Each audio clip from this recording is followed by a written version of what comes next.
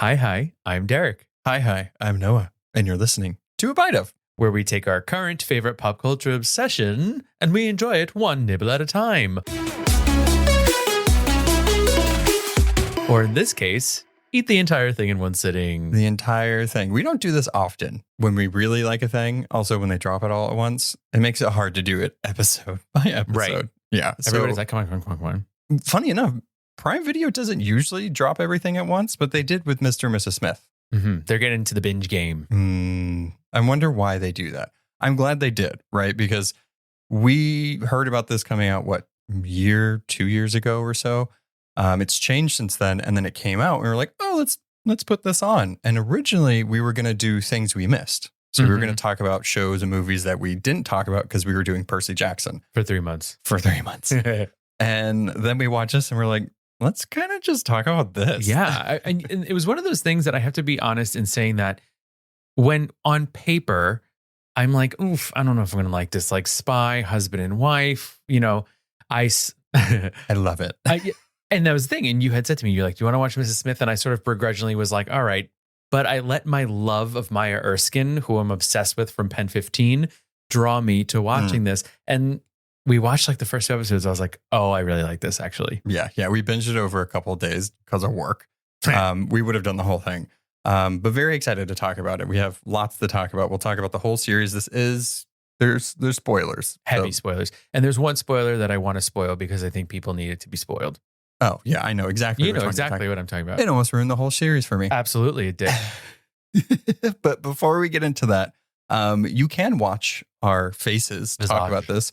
You can see our fits that we have on. I'm wearing a sweater that I feel like Donald Glover specifically in the show would appreciate. It feels very 70s-ish, which he did resemble in the series. Absolutely. And he would pair a nice chunky knit like that with the shortest, tightest short shorts, which I really appreciated. But if you want to see us talk about these, we do have these episodes up on YouTube.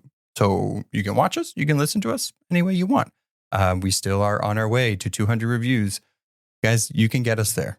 We can get there. Just throw some stars our way. Say something nice or whatever you want to say. Something nice. Please. Very fragile. So that way we can get there. And then last but not least, to keep our mics on, Patreon. That's how you support the show. Yeah. So go there. $1 a month. Super great stuff. Go in the show notes. Everything's down there. So we just have to say these things. Typical intro stuff. I love a little housekeeping. Yeah. It has to be done. All right. So let us officially take a bite of Mr. and Mrs. Smith, created by Donald Glover and Francesca Sloan. Taking the concept of a blind date to the next level, Jane and John are paired, married, and given a gorgeous brownstone before they've even met. The new Mr. and Mrs. Smith work for the mysterious Hi, and are sent on globe-trotting missions to kidnap, inject, deliver packages, double date, and to Jane's surprise, buy real estate. What was once a platonic pairing leads to a deeper connection that has Jane and John wondering who they can truly trust. Oh my God. That's the whole thing, right? Okay. If you think this sounds familiar, 2005, Brad Pitt, Angelina Jolie, one of the sexiest action movies, especially because of their chemistry on screen. And and off screen. That's when it all started. The Jennifer Aniston. The cheating. Yeah. God, right? Okay. But so I think this show, I wouldn't say it necessarily had hurdles to go over, but for some reason, whenever this was like coming out and the discourse, everything online was like these two against Angelina Jolie and Brad Pitt.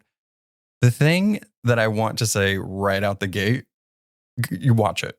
I feel like if you take an IP and you're doing something with it, turning into a show or vice versa, this is how you do it, right? You expand on those things that made that thing beloved, and then really flesh it out, but make it your own. The thing I like about this is that it inverted the entire concept of the movie. In the movie, they didn't know each other were spies from rival spy companies, agencies. And in this one, they get hired and then placed together because that's part of the assignment. Right. And I believe Jane in the show says, yeah, they do it for couples because you're able to get away with things. It's less suspicious. Right. It's a couple. A couple walking down the street doing, following someone just looks like a couple having a grand day out. Right. But I really enjoyed this reboot, or it's not even a reboot, remake, Yeah. I guess, of Mr. and Mrs. Smith from 2005.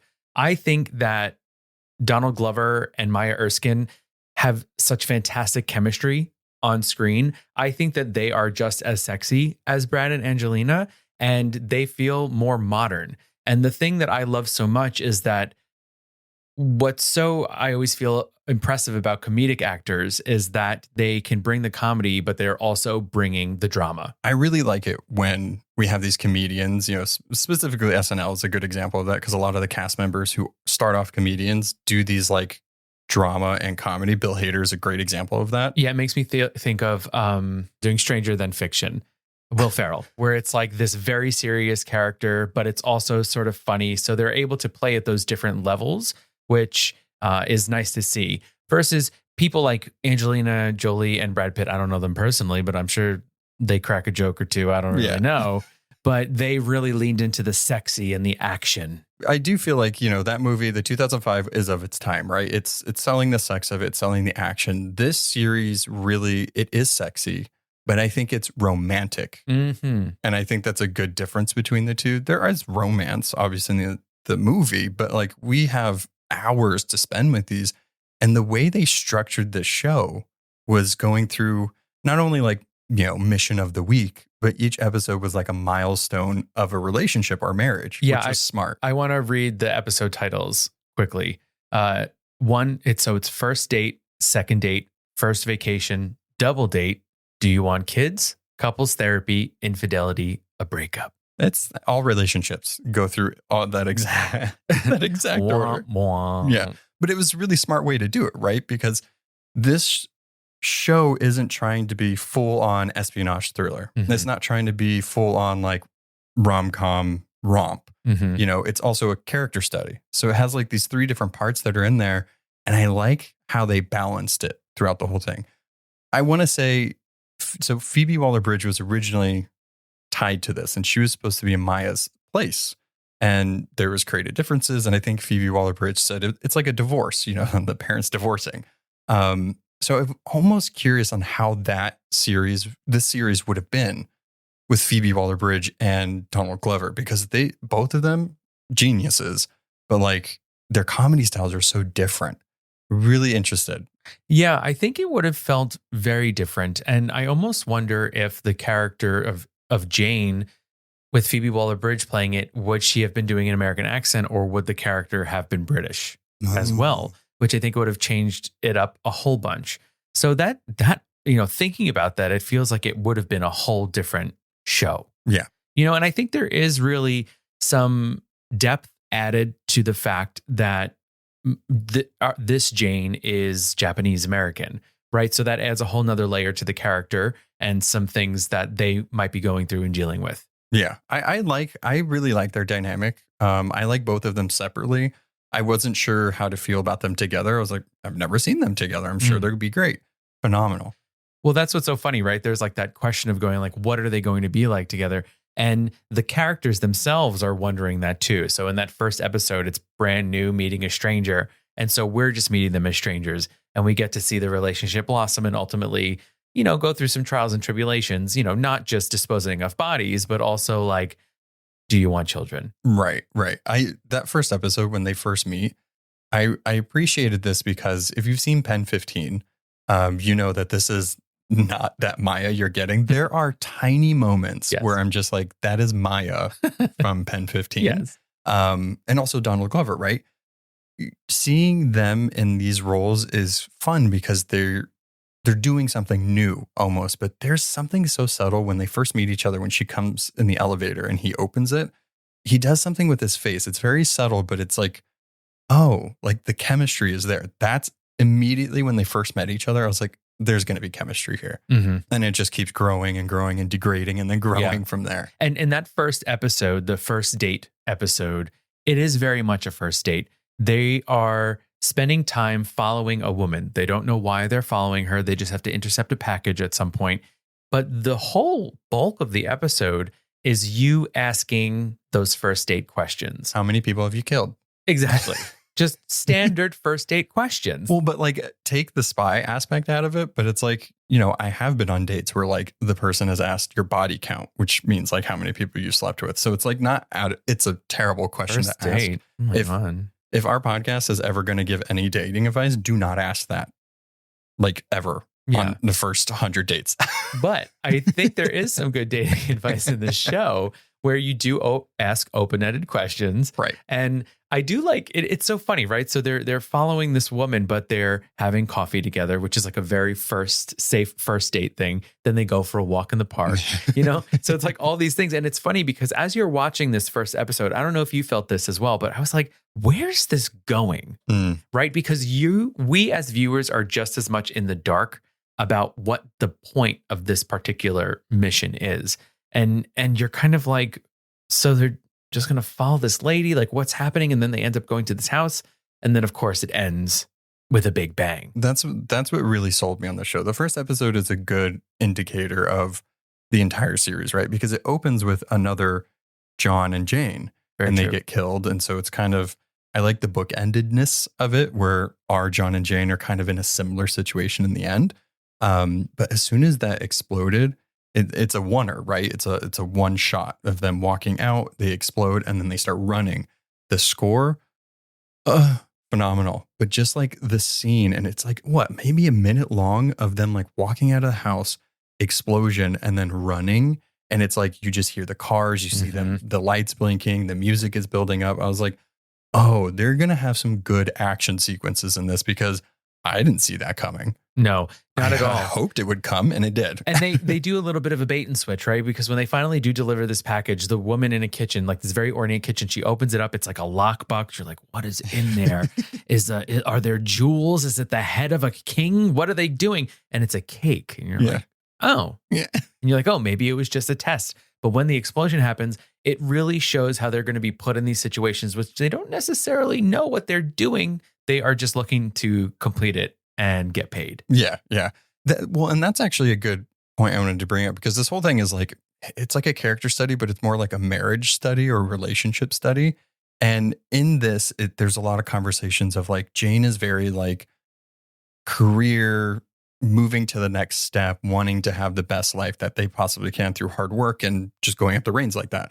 And John is very much, I'd just be happy delivering packages. Like I'm just happy doing this. And it's very interesting to have those conversations because it comes up quite a bit. And then it's just under the backdrop of they're spies and they have to do stuff. It's fun. That's what made this refreshing. And it wasn't just a copy and paste from the original. And I felt myself invested in both aspects of this show. I was very invested in their relationship, but I was also very invested in their missions. And some of the more successful ones was when the mission and the relationship kind of intertwined. So halfway through the episode, a little more than halfway through the episode, we have the Do You Want Kids episode.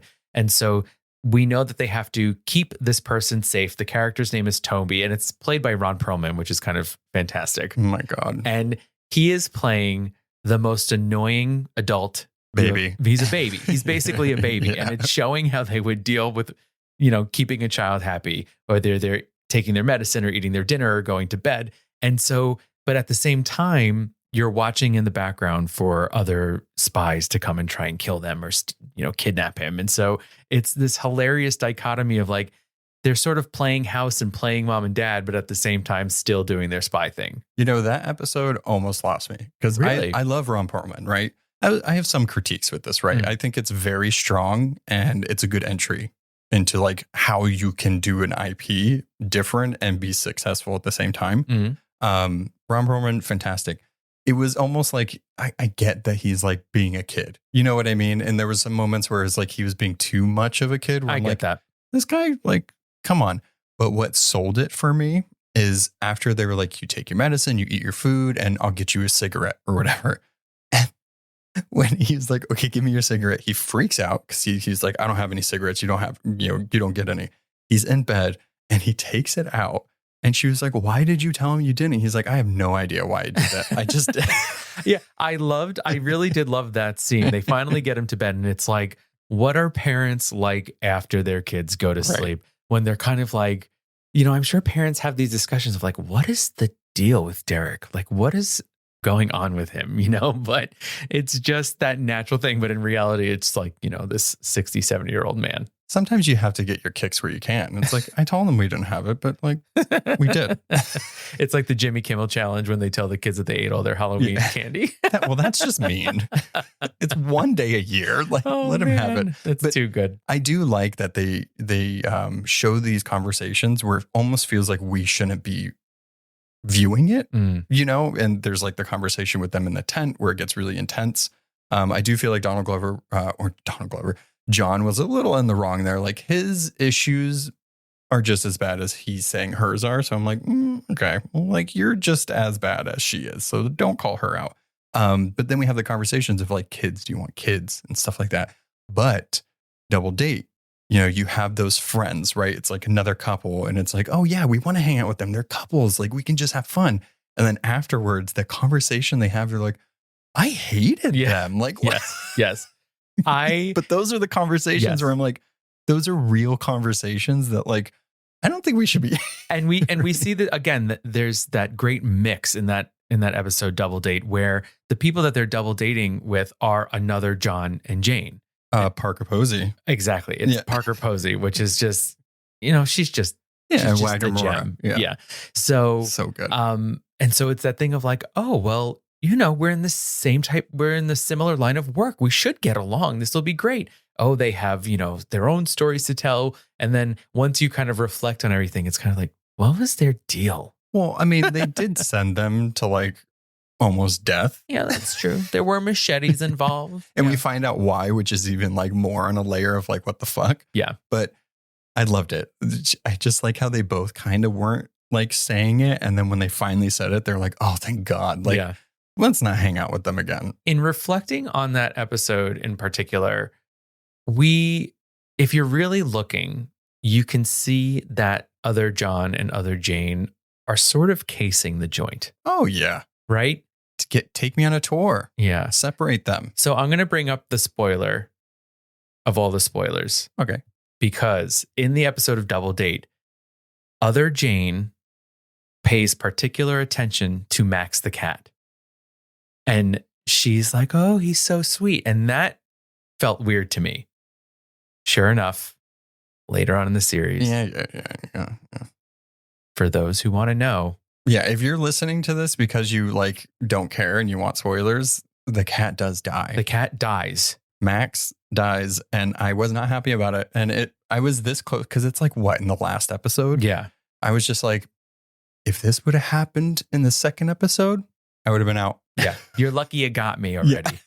You're lucky I'm really enjoying this. I'm already 7 episodes in. I couldn't believe it. And I was just like.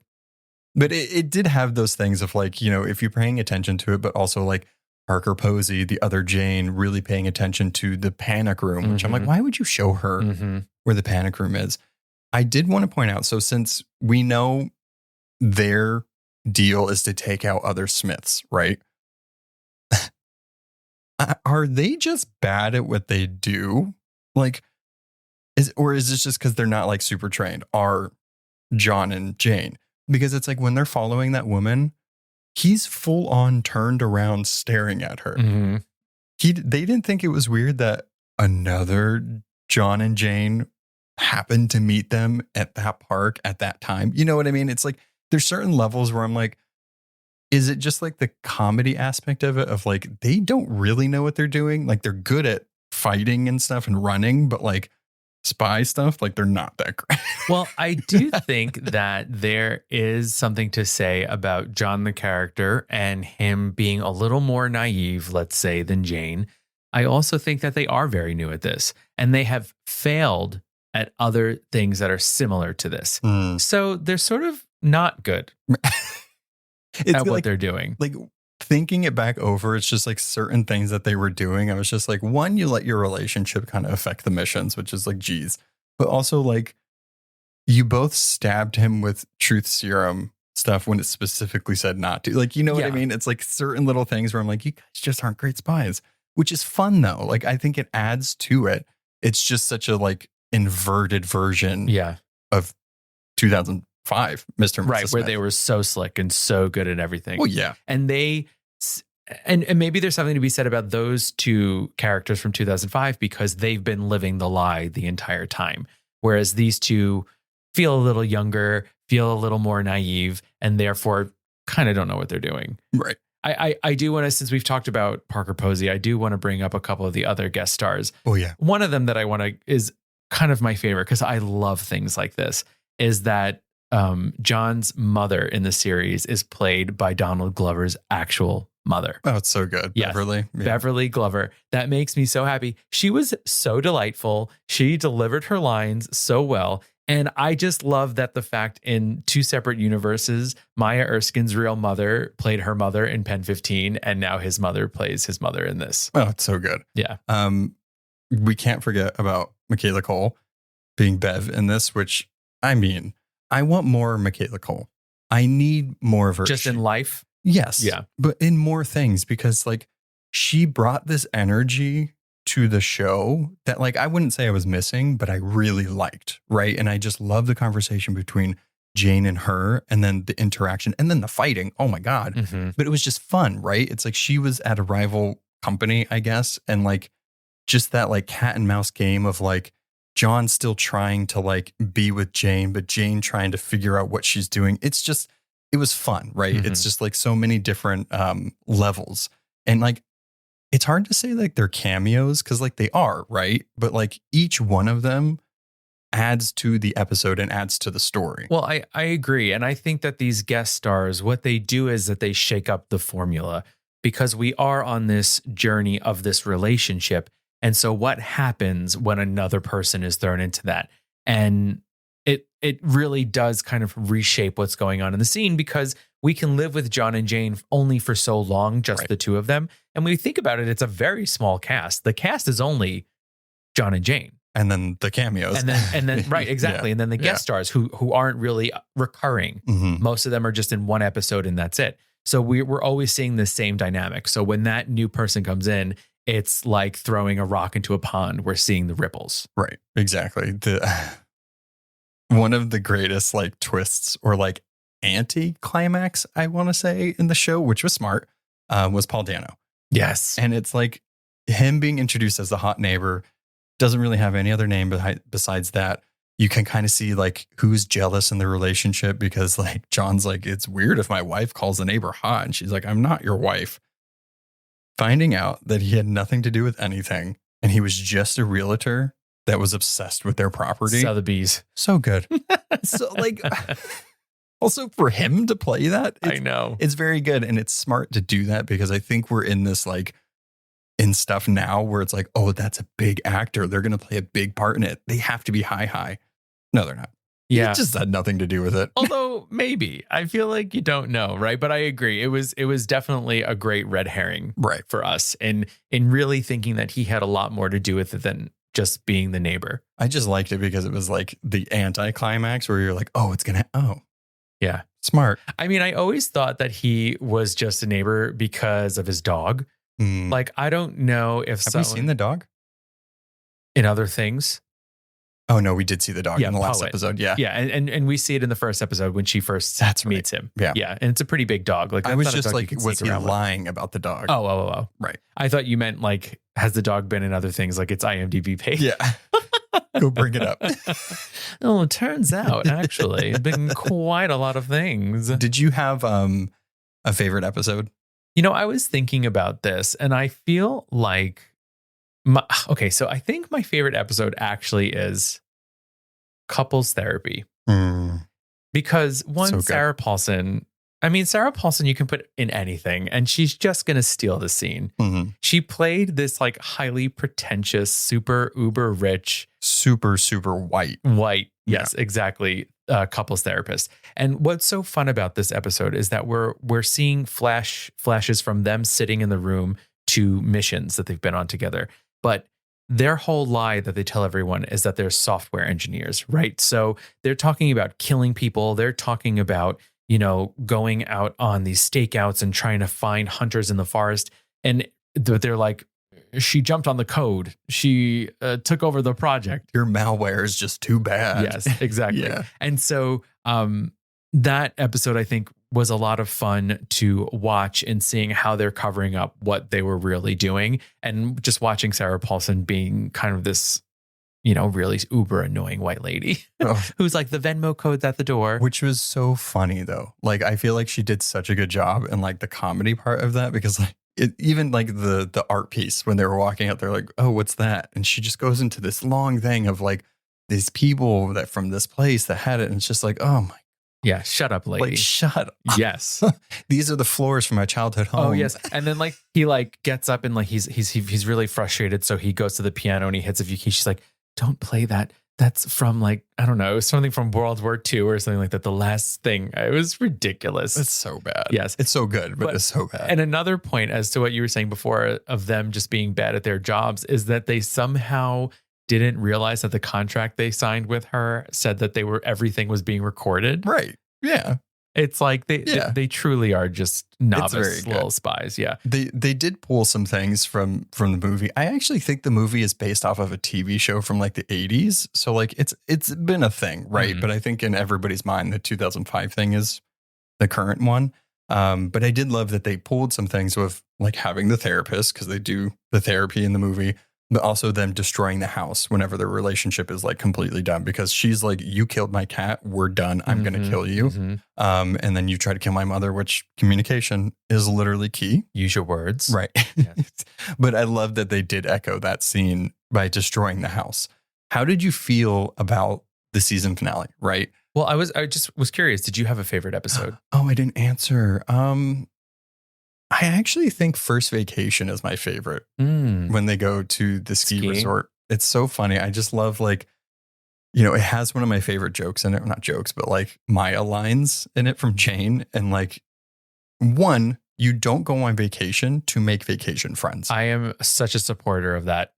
I will talk to you for like 2 seconds, but if you're like, oh, we should do this. No, completely done. I have friends.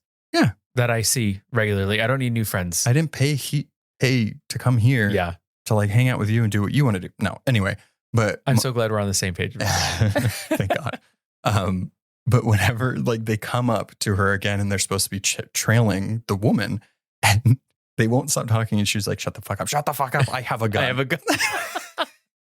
She just couldn't take it anymore. Get this bitch out of my face. Oh my gosh. It's so good. So funny. And then in the inverse of that, when they're on the ski lift going up, and she's like, he tells her like he's never skied before. And she's like, but you bought all that gear. And he's like, yeah, because it looks good. Yeah. It's like, yeah.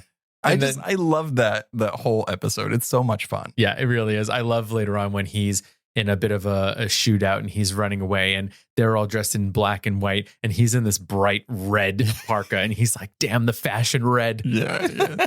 It's very good. I think that episode's super fun. It has like all the sneaky stuff. It has like their relationship growing, but like kind of faltering a little bit. That episode to me feels like the end of the honeymoon period. Right. It's you're not just completely infatuated with each other anymore. You're starting to realize, okay, this is the person I'm sitting across the table from. The First Vacation. That's usually when it happens. And I also liked, so this is on Prime Video, and it's like that woman is very much like a Jeff Bezos character. And for in that episode, for the husband to be like, yeah, go kill her. It's just like, ooh. Yeah. Does he know? But sorry, Jeff. That was a dig. Watch your wife. Yeah. I guess. No, him. Oh, she is like a Jeff Bezos character like him. And it's like, oh yeah, just offer. It's fine. Yeah. No, what I'm saying is that his wife would make that decision to kill him. I don't know. The family secrets. I don't know how these rich people work. So I just think that I was trying to picture, I was like, could you and I be spies? I don't think so. Yeah. I mean, you're very much more of a John. And I think Yes. I'm kind of like a Jane. You're like the person that like you'll talk to everybody and you're the extrovert. And I'm very much like her. Not a sociopath though. Okay. Good to know. Right? Great. Right? You do love a cat. I mean, that is. I do love a cat. I am Jane. It's fine. I get it. But at least I get things done. We don't have to take an online quiz. We already know who we are. That's going to be on the next Patreon Exactly. quiz hangout. Are you John or Jane? And then we just go, I'm John, I'm Jane. Yeah. Okay, bye. So kind of wrapping this up, right? Fantastic season of a show. they set it up, the ending, very ambiguously. You don't know what happens. I love endings like that because you just think about it. It's not like this is how it happens. Oh, there's going to be a season 2, right? It's like this very well could be one season.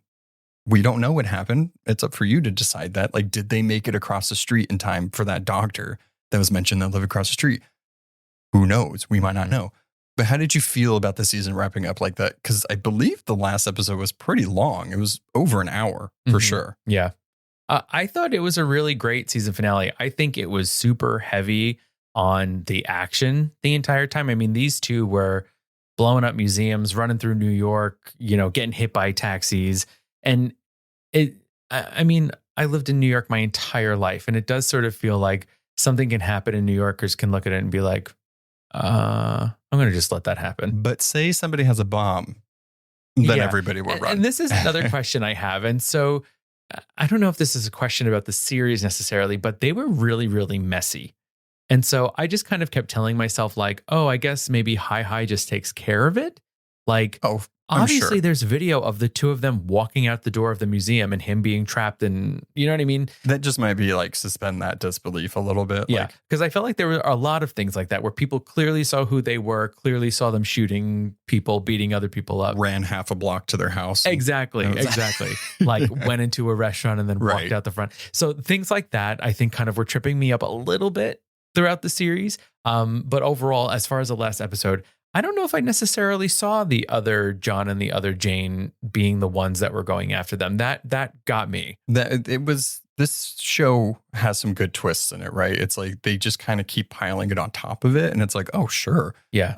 I think it's smart, right? If I'm Hi or Soups, as they call it, that would be the smart thing to do. Like have another John and Jane where you could potentially get close to them and then take them out, which I'm assuming is who took out the John and Jane from the beginning. Yeah. That's who I'm just going to assume did that. But I liked it. I think it was a little long. Like there were some instances where I was like, okay, like the whole like truth serum, like filled with ecstasy scene. I was just like, oh God, like this feels uncomfortable to watch. Well, it's funny. I loved that scene, not for the ecstasy part, but it was kind of us going like, oh, finally, they're just telling each other everything. And I think there's that thought of like, what if that was something that was real? And what if you and your significant other were each injected? What would come out? Isn't it real? Is truth serum real? I don't know. I feel like it is. What would my mom say? She would say, in vino veritas. In wine, there is truth. Well, so that's true. You just drink a bunch of wine and it'll come out. It is one of those moments where it's like, finally, like you're going to get it all out. I liked it. I mean, I think the scene where like they're going out of the revolving doors and she put the knife and also the bomb in his doors or whatever. So good. I thought that was so smart. I don't think I've ever seen that before. No, that was I'm terrified. Yeah. And I was just going in my head. I'm like, they don't go backwards. They don't go backwards. Stuck in there forever. You're stuck in there forever. Yeah. It's very good. But I'm excited. I want there to be a season 2. But if there was a season 2, what would you want to happen? And who would be your John and Jane if they mixed it up? Oh, interesting. So I think that season 2 very easily could be them surviving this last episode and then making it their mission to find out who Hi is. That'd be fun. Like, I feel like that's the natural progression of who is this person that sent other people to kill us. Right.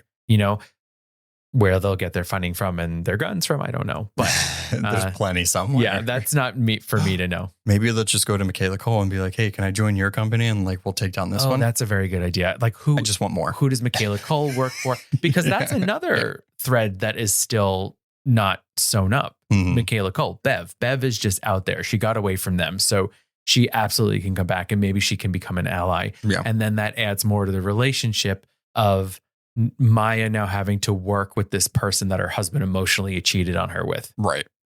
Which like they were on a break. No, just kidding. To bring that up. I like them, right? I like Donald Glover and I like Maya Erskine.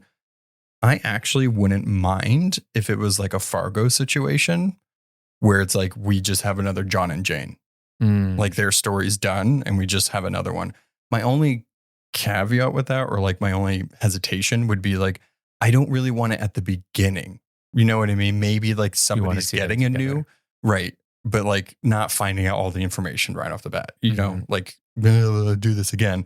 But I think it would be fun to have like different actors. I got it. It's going to be John and Jan, and it's going to be just you said two guys, and it's going to be Pedro Pascal, who is everybody's daddy, and Oscar Isaac. Ooh. Yeah. I don't think the world could handle that. It would explode. The second it's released into the world, it would literally explode. You know who I don't know who the John would be. But if I'm going to do like a hetero one, I would love Quinta Bronson to be the Jane. Right? That's really funny. Quinta Bronson would be amazing. One, she'd be funny as hell. And two, get in the action. Like I want. Oh my I think gosh. she'd be great. Imagine her flying through the air. How many guns can she hold at once? A lot. Oh, I would love it. I don't know. I'd like that. That's such a fun idea. Yeah, I like the idea of keeping it with comics. Yeah, let me know who you would want the John to be. Oh, John and Jane. I know who I want it to be. I want it to be Marcelo Hernandez, who is like, he's so funny on SNL, and he's also a short king. So he and Quinta would look really good next to each other. Yeah, he wouldn't be like towering over her. Exactly. Yeah, that'd be great. Yeah. Ooh, let us know who your John and Jane would be. Dear God, let me get the question out. I'm just having fun. I love this Quinta Brunson thing, because then I feel like if it is a really tall guy, then they can recreate that scene of hers that went viral that she made when they're at the movies. And she's like, he got money. I don't think she would recreate that for Mr. and Mrs. Smith. Funny. It would be so good. She went from meme viralness to now being Emmy Award winning. 2-time Emmy Award winning, baby. For her show. Fantastic. That's also why I want her on this show. I also want, or let's just do Quinta Bronson and Michaela Cole. Jane and Jane. I'm here for it. Whatever. Mm-hmm. It's the possibilities are endless. Jane and Joan. Yeah. Very great series. Yeah. I like it. What would you rate it? Out of 5? I'd give it a 4.